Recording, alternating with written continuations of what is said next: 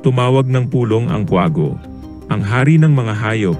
May mahalagang pag-uusapan daw tungkol sa mga suliranin at kung paano nila malulutas ang mga ito. Nagsidatingan ang mga hayop. Mga ibon, pusa, tupa, kabayo, kalabaw, butiki, at mga iba pang hayop ng himpapawid at kalupaan. Ngunit wala si Kuneho. Nasaan si Kuneho? Bakit wala rito? Ang tanong ni Kuwago. Kailangan ay narito ang lahat. Mahalaga ang ating tatalakayin. Lumipad si Kuwago sa tirahan ni Kuneho. Kuneho! Kuneho! Nandyan ka ba? Nasa loob ng kuweba niya si Kuneho. Magtutulog-tulugan ako. Bulong niya sa sarili. Ayaw ko ngang dumalo sa mga pagpupulong.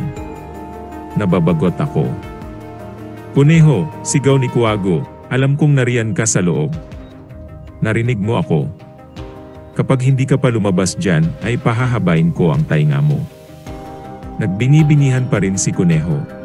Maya-maya, naramdaman niyang lumalaki at humahaba ang kanyang tainga. Kaibigang Kuwago, sigaw niya. Pupunta na ako sa pulong. Ihinto mo na ang pagpapahaba ng aking tainga. Pumunta siya agad sa pinagdarausan ng pulong. Nang makita siya ng mga kapwa niya hayop, naging malakas ang tawanan at hagigikan nila. Narito po ako, mahal na hari, samo niya. Paliitin po ninyo uli ang aking tainga. Hindi maaari. Parusa ko iyan sa hindi tumatalima sa ipinag-utos ko. Kailangan mong magtanda, galit na sagot ni Kuwago. Ngayon ay makikinig ka ng lagi. Iyan ang dahilan kung bakit naging mahaba ang tainga ng Kuneho.